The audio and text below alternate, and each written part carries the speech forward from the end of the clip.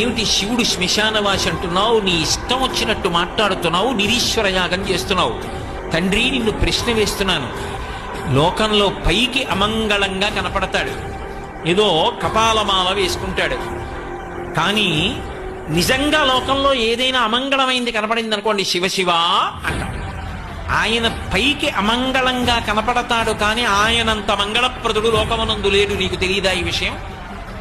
ఆయన చేతకాక పట్టుకున్నాడా? ఆయన శ్మశానంలో ఎందుకుంటాడో నీకు తెలీదా?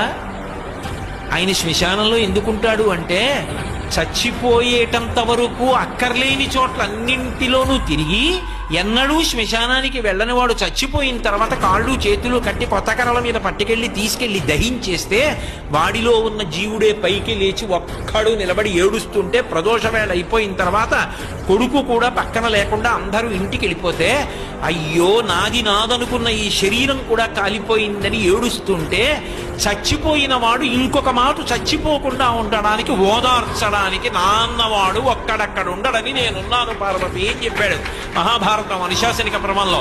సభలో అంతమంది ఉంటే ఒక్కడు శివుని ఇల్లాలు అమ్మవారు వచ్చిందని అన్నవాడు లేడు.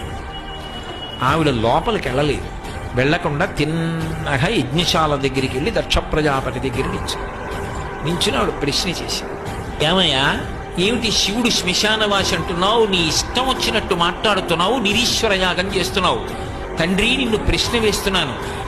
లోకంలో పైకి అమంగళంగా కనపడతాడు, ఏదో కపాలమాల వేసుకుంటాడు, కానీ నిజంగా లోకంలో ఏదైనా అమంగళమైంది కనపడింది అనుకోండి, శివ అంటాడు.